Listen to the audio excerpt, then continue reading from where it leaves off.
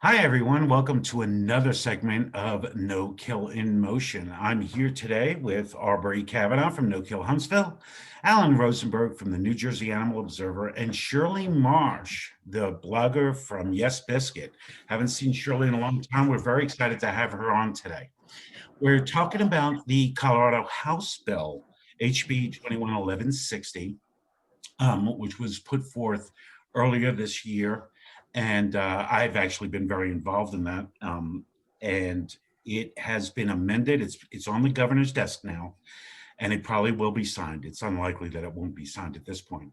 But there was a lot of contention in getting this through from the original bill till now. I know that Aubrie and Alan, you both have written to senators on behalf of the opposition.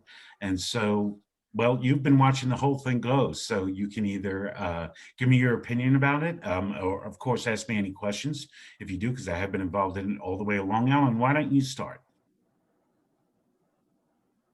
Yes, the bill really was a dangerous bill. I know we talked about it in a prior video about how the bill used this language about healthy and safe animals that had to be saved, which on the surface sounded good, but in reality, it was implying to shelters that if animals were not healthy or safe, which by the way, the shelters could decide whether an animal is healthy or safe, um, they would be effectively incentivized to kill those animals that they didn't consider healthy and safe because they weren't required to.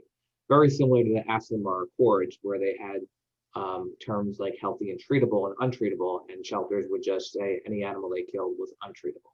So that was a real problematic part of the bill, and thankfully that was removed. And the bill also had some language about being called the socially conscious sheltering bill, and was almost codifying socially conscious sheltering, which is just rebranded name of traditional kill sheltering. So that was taken out as well, which was good, at least on part of the legal the part that required shelter that was legally binding, I should say. The only part of the bill that's still in there that I'm not happy with is there's a provision in there that says animals that are exhibiting stereotypical behavior that is against the Stereotypic. law. And in my opinion, that's problematic because shelters can follow the best practices in the world where they do every enrichment practice possible, and an animal still will experience kennel stress, which everyone knows is very common in shelter animals.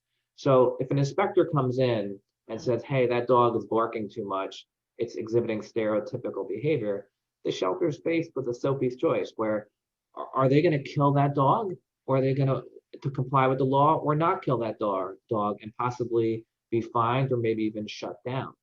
And the sad thing is, many of those dogs could easily be placed very quickly. But if an inspector comes in, say a day or two before they would have been adopted out, the shelter would be forced to kill the animal. So it's a very problematic provision that's still in the bill, unfortunately. It is still in the bill, and there's something called rulemaking after a bill goes through. I've learned a lot about bills through this process. So we are trying to make sure we get a seat at the table for rulemaking to make sure that provision is not abused. Shirley, I know you've talked about this a lot in the past in your blog. Healthy and treatable, right? They were trying to say healthy and safe, which we felt was really limiting. And healthy and treatable is a word that, a lot of progressive shelters and the no movement is always used. What do you think about those words? Well, I think, as has been mentioned previously, they are words that sound good to the average person, but can be misused and abused. I think when you're talking about shelter animals, and specifically the provision that Alan mentioned about certain behaviors, we cannot expect any animal in a shelter to behave quote unquote normally. They are in an abnormal environment, and they are not going to exhibit normal behavior. No cat, no dog is going to behave normally. So all of that really needs to be, I think, set aside in terms of shelters and evaluating animals. Physical health is a little different. A veterinarian can determine that, but behavioral health is far more complex and can't just be summed up in a couple of words in a bill. No, could not agree more. In fact, I always find it odd that they quite often look toward veterinarians for behavior assessments, and it's really not their job. I mean, they're highly skilled at what they do, but it is physical ailments they really do concentrate on. Aubrie, socially conscious sheltering. So that was in the bill. They were trying to title it the socially conscious sheltering bill. As Alan mentioned, it was like codifying in state statute, that term. Talk about what you thought about that when you saw it. Well, that was the first red flag for me, was the fact that they wanted to use that phrase in the bill. As we've talked about before, I think on a couple of different panel discussions, and I know I blogged about it. I did a blog called, socially conscious sheltering, time travel, proving time travel really is possible.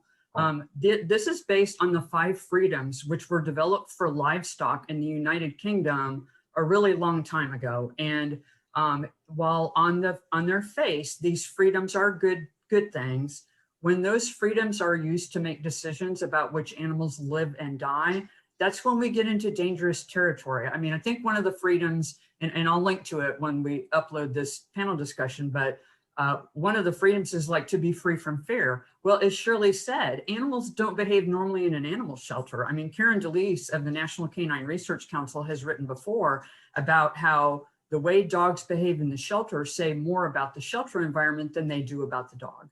So socially conscious sheltering for me is not really inconsistent with no-kill philosophies until we cross that line where we're making decisions. So if we have a dog that's showing what people sometimes call barrier aggression, like it's charging toward a kennel door, barking, showing its teeth, or even cowering back in a kennel corner, those are conditions that are created by the shelter itself. So it's completely disingenuous to make decisions about whether that dog lives or dies based on behavior that's created by the shelter. And I can't even count the number of times that we've seen this with shelters where you have a dog in the building, it behaves one way. You take the dog outside, it's a completely different animal. That alone shows you that it's the shelter environment that's creating that problem. So I was really worried that SCS would be used by the proponents of this bill to somehow brand SCS as a good thing, and that somehow would become infectious in other states. So I'm really glad that language was removed from the bill. David, something I was going to ask you, I know that you said that it's going to go to the governor's desk, and it's essentially, there's not a lot left there. What do you see as the ultimate effect? In other words, what is this bill actually going to do, if anything? My estimation is this bill doesn't really do anything because it's been amended so many times. It doesn't really serve any purpose. I'd be curious to hear what you think about that since you live in Colorado. Yeah, and so it comes down to that stereotypic behavior passage. There's nothing else left in the bill. They took out the definitions of safe and healthy. They took out all mention of the word safe and healthy. As I said, we amended it multiple times. Best Friends actually put in an amendment in the beginning that basically said nothing in this bill prevents you from adopting out, transferring, all these other things, TNR.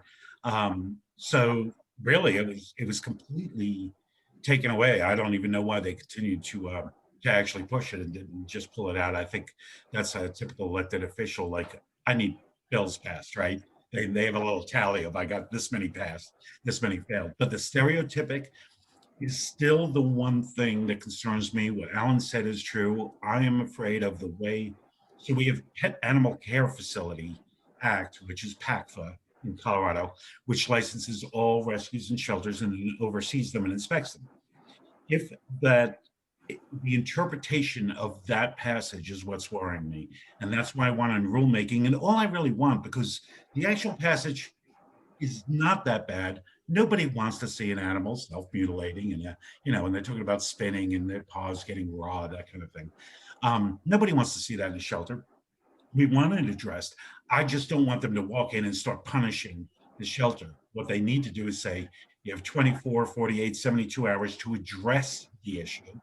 And they need to give them some of the resources in order to address those issues, either at least protocols of what do you do under this circumstance when an animal is behaving in such a way.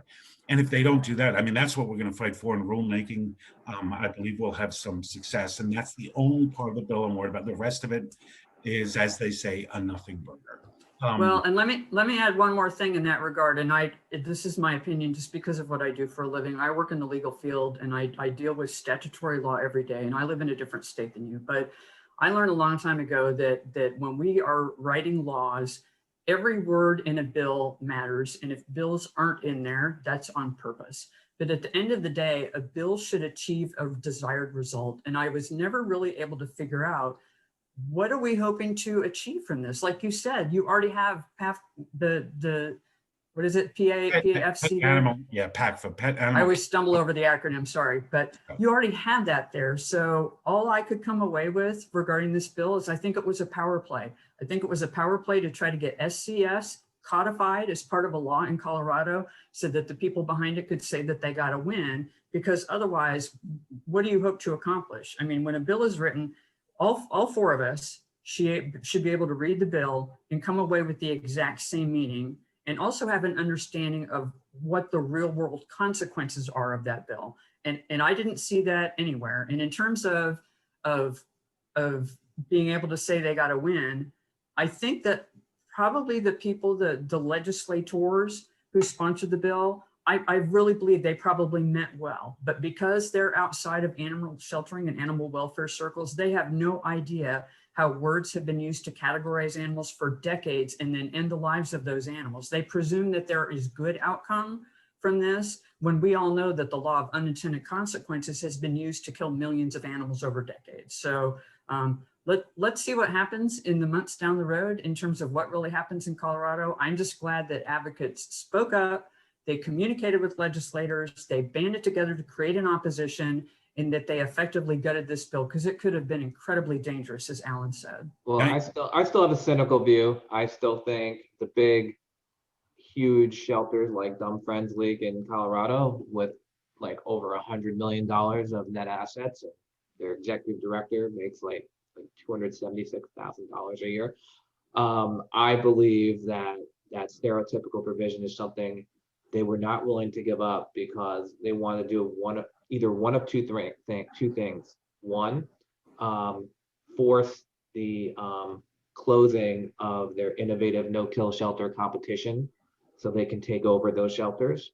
Or two, force those innovative no-kill shelters to stop being no-kill and stop making them look bad, because those no-kill shelters were producing far better results with far less funding. So I still think that's why they stuck with that stereotypical behavior provision, because I think they really want to get rid of the no-kill shelters in Colorado that are making them look bad. Yeah, I mean, that's been the battle for all this time. We're out of time. We have to get off. Thank you, everybody, for joining. I'm Davyd Smith from No Kill Colorado, here with Aubrie Kavanaugh from No Kill Huntsville, Alan Rosenberg from New Jersey Animal Observer, and Shirley Marsh from Yes Biscuit. Thanks, everybody. We'll see you next time.